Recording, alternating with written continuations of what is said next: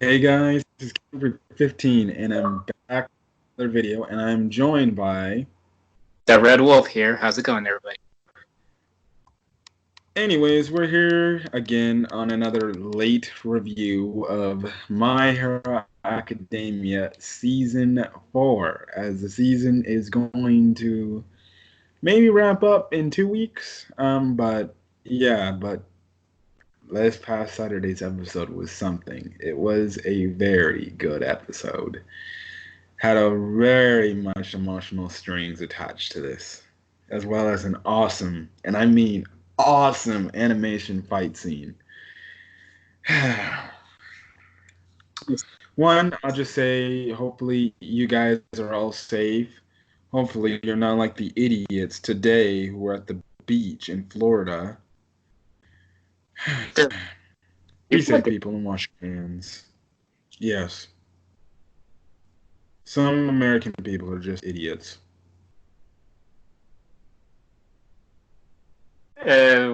whatever they do, that's their business, I guess. It's their life, I guess. Yeah. Other than that, we're here to talk My Hero Academia, episode 22. Now, I forgot the title of this episode, but I'm just going to call this Deku vs. Gentle Criminal Part 2. I believe that is the title. I believe so, if I'm not mistaken. Oh wait, no. What? Is that not the title? What? Izuku Midoriya versus Gentle Criminal. I don't remember. I don't remember what the heck the episode title was, but yeah, so this is the second part of the fight and the conclusion of Deku versus Gentle Criminal. And right off the bat, we see Deku essentially use his little reflection pads, Gentle Criminal's reflection pads, and actually gets the upper hand on him. And he flicks him, and there's a part where he fights him, and he like literally mops the floor with Gentle Criminal, like to the point he calls him. He says like, "You're not even the toughest person I've fought." And I was like, whoa, Deku's throwing some shade at this guy. Because Deku's getting the upper hand, and all of a sudden, yeah. Then he eventually captures La Brava and Gentle Criminal and pins them down. And they can't do nothing. Gentle Criminal tries to escape, but Deku's obviously stronger than Gentle Criminal thanks to All for One. I mean, One for All. I'm never gonna get that's never gonna get old. But essentially he pins him down, and you know, um, they're trying to break out, but they can't. Now, when the episode first started off, LaBrava brings up something about her quirk, and Gentle Criminal's like, no, we can't use your quirk unless you can't use your quirk yet. We'll use it when we have to escape. Stuff like that. Now they're pinned down. Mm-hmm. So this is where we get the flashback scene of La Brava, I believe, first, right? Yeah. First La Brava, and then Gentle Criminal. Okay. So like I said, this episode had a lot of emotions, and for Denzel's case, he was wondering why or how La Brava and Ginger Criminal became the people they are today. Well, you find out in this episode. Now, La Brava's backstory is tragic from the aspect of she was a typical high school girl. Well, I think they said she was in middle school at the time. She was in middle school at the time, and just like any other student or like any other guy or girl, they have feelings for a guy or they have a crush on a guy or girl that they like, and it's really hard to talk to that person you have feelings for and you like in school. So Labrava brings up the courage to essentially ask, or she brings up the courage to, have contact with this person in the form of sending a letter. And this douchebag literally tells his friends, like, yeah, this girl, yeah, she's freaking sended this picture. or no, I don't think she identified Labrava, but Labrava overheard that this dude got her letters, and the douchebag, was kind of like, this person's like obviously freaking stalking me. Who would do such a thing? Like, and plus, it's they're not even like, why? She's not. It's not even worth it. Right there, I can completely relate to. I can completely relate to La Bravo due to my past experiences with crushes back at Claremont High. uh, Yes, I was there. I was there, guys. I was there. So yes, this is, it's like Denzel said, it's one of the more relatable things people can do, and sadly there are people that do that. There are sadly people that do that. Um, I guess Denzel, your thoughts on that revelation? I feel you, La Brava. I know how you feel. Okay, don't give up.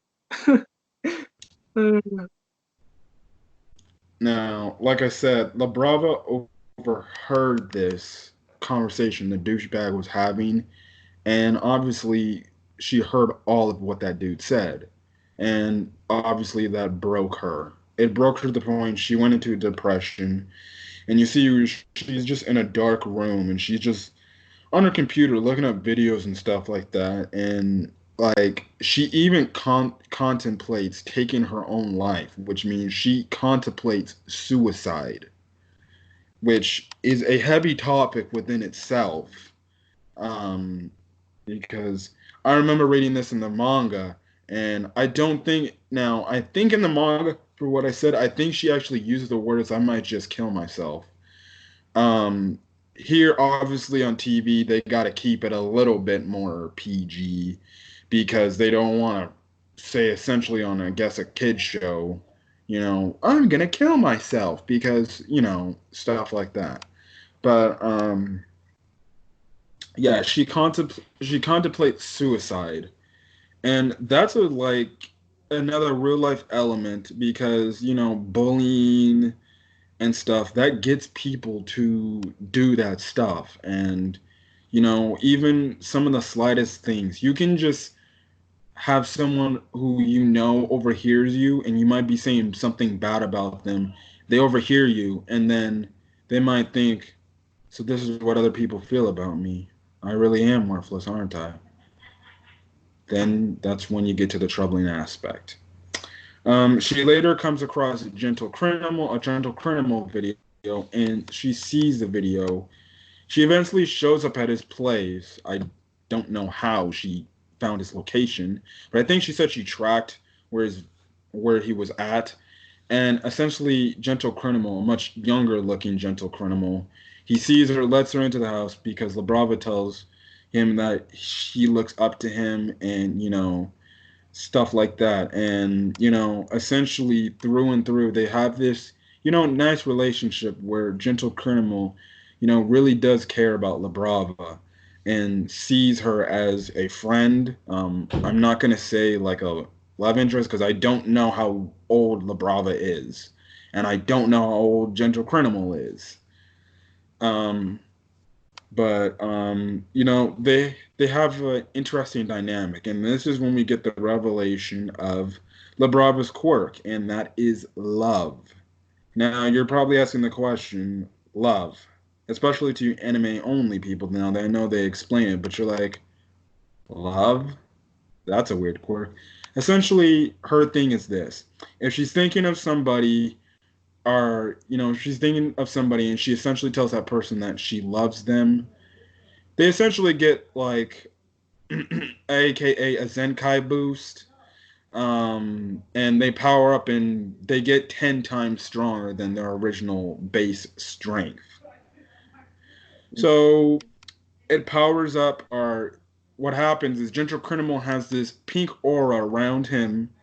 He breaks out of Deku's hold and essentially has what Deku had in the first part of season 4, a Super Saiyan moment where his hair gets all flowy, it sticks up, and he looks very intimidating.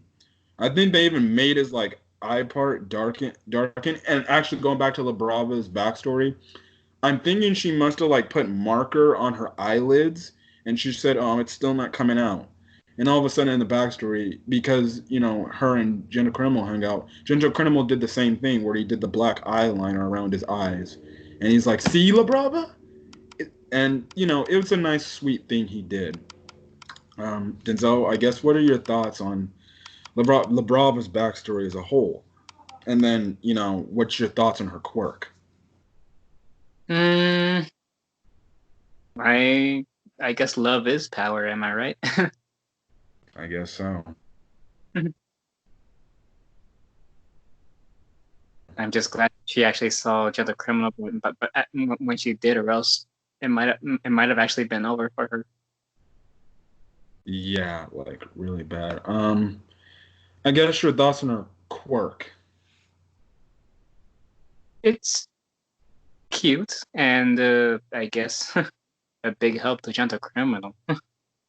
Apparently, Or would be a big help to someone she knows, or someone she loves deeply.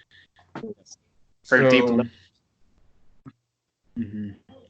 So now the animation was already fire before this stuff, but then this is when the animation kicks it up a notch, and this is when the debate comes, and I'm guaranteed the people are debating. So, what is a better animated episode? My Hero Academia episode, I believe it was 13 when Deku went 100%, or was it this episode?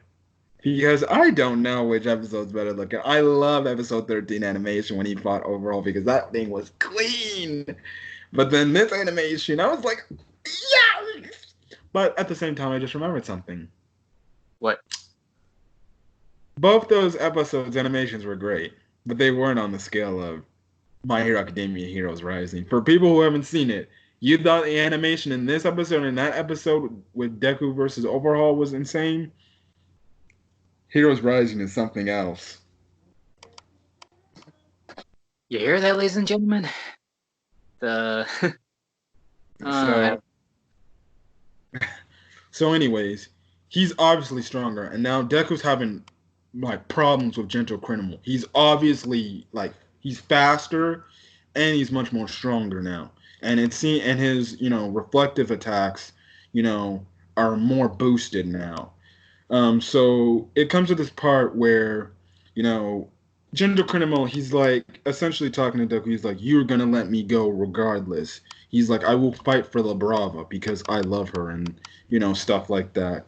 And they have the nice little moment where they like blocking each other's fists and stuff like that. And Gentle Criminal's pinning Deku down. And at the same time, before Deku gives his reason on why he's trying to stop him, he's like almost pinning him down to the point he's almost forcing him on the ground. Deku later fights back, and they're like literally even at this point. Then this is when we jump into Gentle Criminal's backstory. If Denzel, would you like to explain his backstory? So yeah, like back then he actually wanted to sign up to be a hero, but things didn't really go too well for him.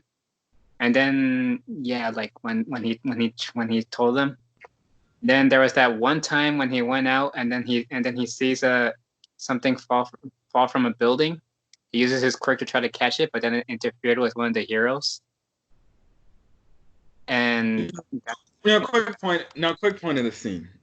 One, they said the hero was badly injured, yes, but when they showed the human character falling, and when he looked like he landed, I literally thought he was dead. Mm-hmm. Yeah, and that's when things pretty much went downhill for him. Like I think his mom like hated him or something. Yeah, his parents essentially, because essentially he was kind of like charged as a criminal court because he was charged like basically like he had to do jail time because he used his powers without having a license. And essentially, because of it, he had these charges because he was old enough to have those charges at the time and essentially be considered a crime. His parents essentially just kicked him out of the house because I guess they were discouraged with him. And that is pretty sad because you would think parents, you know, you would think in an accident case, which it was an accident, you'd think his parents would have his back 100%. But they just said, no, go, get out of here. You're a disgrace to us. One, they probably saw it as disgrace because he failed his like exams or testing and stuff like that, if I remember. Yeah. So yeah, like his parents hate him and they throw him out. And even some friends that he knew back then pretty much forgot him and stuff. Yeah, because it was like he was age 22, and this dude's obviously like he's homeless. The dude's homeless. He looks like he's a homeless individual, or he's the guy's just like barely scrapping along. Like obviously he's poor and he's in a crazy state. He comes across one of his friends from high school, and he's like, "Hey, what's up, dude? You remember me?" I forgot what his real name was, but he's like, "Hey, it's me from class. Your class from school." And the dude sees him. I bet he knew who he was. He was like, I'm sorry, who are you again? And then that's when it just crushed Gentle Criminal.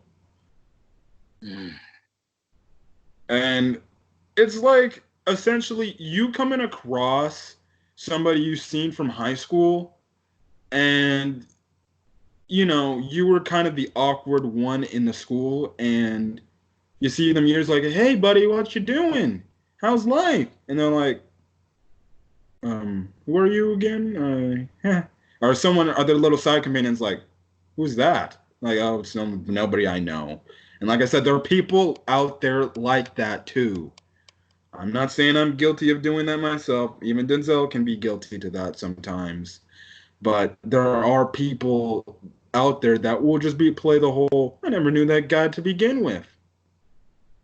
Because they feel like, oh, that's not somebody I associate with. So he goes into like a major depression.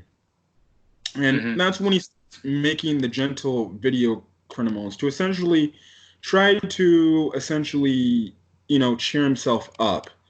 And then that's when it started his whole criminal persona. So this is another sad case on the fact how just things go down for him in the wrong way, just turns him into a criminal. Like,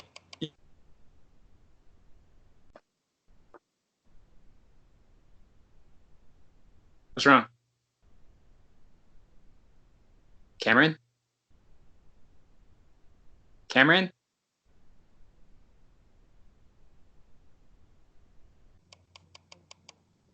Cameron? What? You can't hear me? No, I couldn't hear you. Can you hear me now? Yes, I can hear you now. Okay. Maybe something happened. Okay. Sorry for that. Sorry for that. But it goes to show that, anything can happen to anybody, and because of those resulting actions, can turn you into a villain. Which that applies to real world. Sometimes a person is going through life, they just have bad luck at getting things, and that results them turning into a very bad person, which turns them into criminals. It's a sad thing, but that stuff happens. I guess your thoughts on Gentle Criminal's backstory, Denzel? I guess I can also relate to that in a way. No, I wouldn't go as far as like go through like depression and stuff and like getting rejected and stuff, but yeah, I can pretty much relate to what he went through. And I think the one thing is, which make these characters so good, is they had these stages of depression, which it helped them find each other, and they both equally, truly, enjoyed being around each other, because in both their flashback scenes, when they're going through that internal depression at that moment, they had nobody to be like, hey, I'm going to be here for you. It's going to be all right. Things will get better. I promise you. And that's kind of what put them down their, dark path turning into villains. And that's why a lot of people from the My Hero Academia fandom, they like these two characters a lot. Mm-hmm. And I guess, and the crazy thing is, you can relate Gentle Criminal and Deku because Deku could have been what Gentle Criminal was. Yeah. Because what? It wasn't too long ago, and a few seasons ago, Todoroki Ida and Deku, they could have gotten in trouble for fighting Stain when they had no licenses. Because you remember season 2, the dog was like, personally, you guys should be really, really much in trouble. Now we see with Gentle Criminal's case what could have happened. Mm-hmm. As you can say, those three kind of got let off pretty easily because that police chief, he could have possibly charged them. And they might have probably went to jail. Mm-hmm. Or, well, juvie in that case.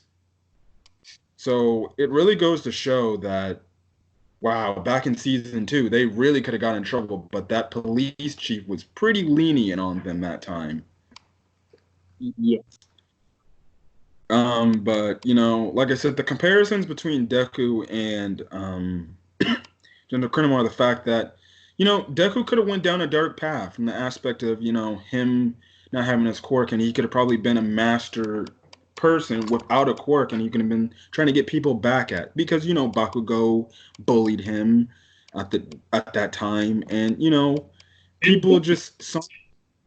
And then again, Deku was also quirkless, so that's kind of, I don't know. Well, who says you can be quirkless and still do bad things? You just be a common petty thug, though.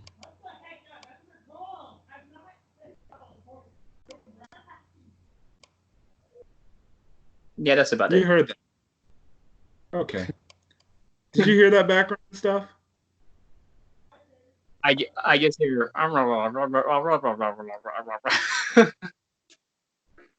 For you hearing that background stuff, that is my brother. I'll tell him to go be quiet real second. Anyways, you continue talking about the episode.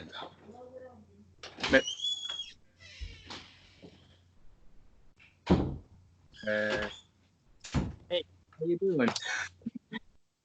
Okay, I'm back. Anyways, coming back to the present theme. So Deku's like, I can understand where you're coming from, but at the same time, you shouldn't be doing this. And essentially, Deku gives his reasoning on why he's doing what he's doing, and we all know that's so he can make Eri smile.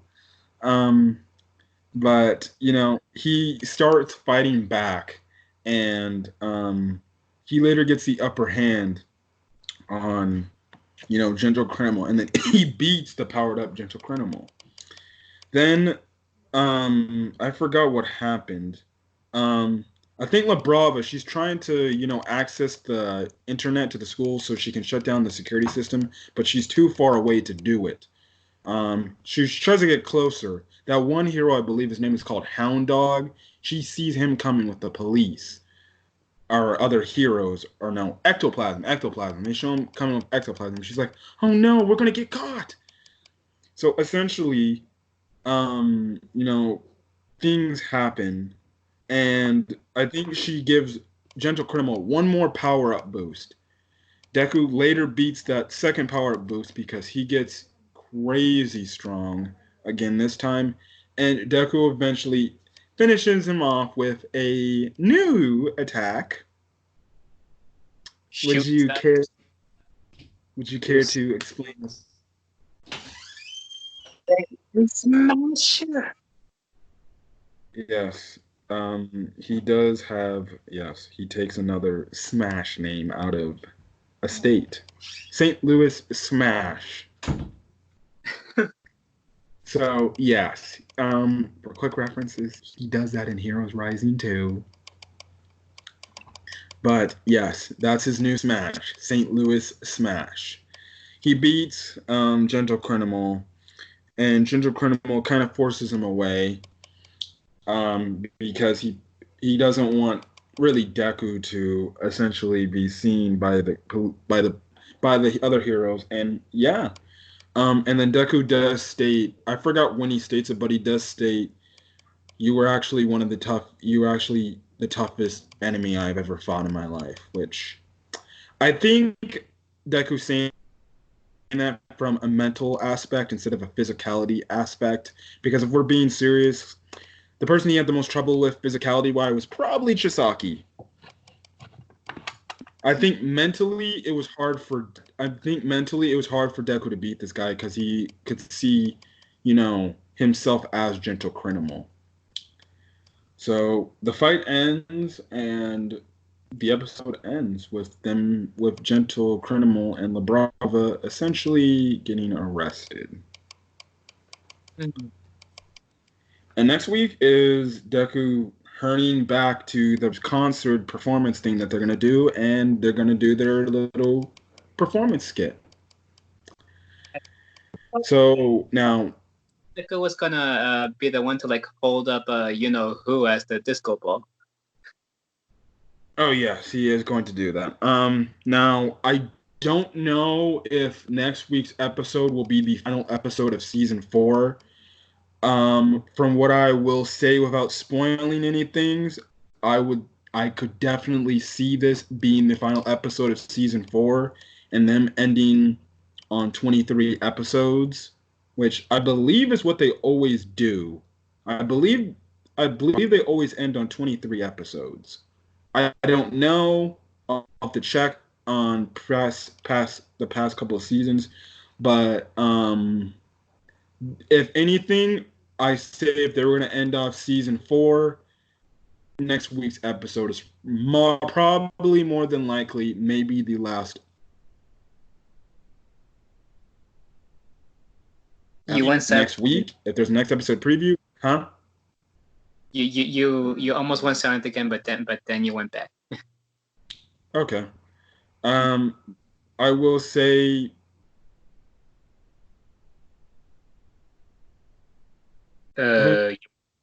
Time. Huh? Your voice is breaking up.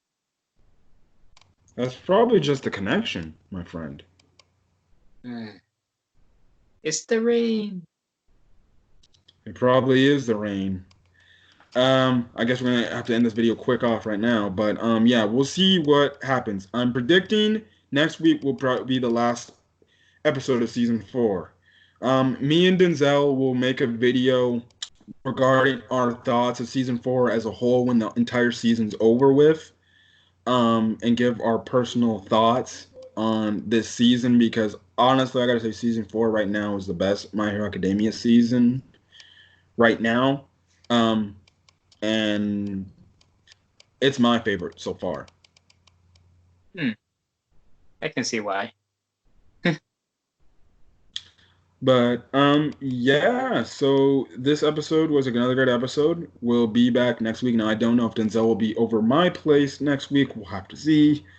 Other than that, yeah, we're gonna get out of here. So for one, if you like this video, leave a like. If there's a comment you want to put regarding this episode, put a comment in the comment section. Also hit that subscribe button. Also hit the subscribe button for the Red Wolf channel to get gameplays and stuff like that. But also hit the subscribe button. Vein. Wait, say it again? I'm currently playing Code Vein. Oh God. And also hit that subscribe button for my channel if you want to get more My Hero Academia content. Other than that, we're going to get out of here. I know me and Denzel can both say with the craziness going in the world, one, make sure you wash your hands almost every second of almost everything you do. Be safe out there. If you don't feel comfortable leaving your house because of the virus, stay indoors. Obviously, it's something to be worried about, but don't panic. So no panic. Yeah, but huh? No panicking allowed. What did you say, buddy? Please don't. There's a lot of people that need supplies. Don't panic buy. You don't need 18 rolls of toilet paper, and you don't need 5 cartons of milks that will expire in a week. I said no panicking aloud. That's all I said.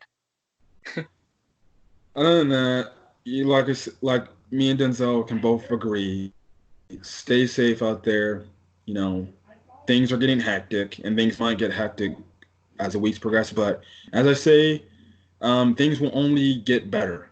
It will start off pretty rough, but things will get better. Trust and believe. Things will get better. Other than that, we're gonna get out of here. Hopefully, you guys have a great day, night, or whenever you're checking out this video. Other than that, hopefully you guys are staying safe. Keep your social distance from people. And other than that, we're gonna get out of here. So this has been Camp 15. And this is the Red Wolf. You guys enjoy the rest of your days. Peace.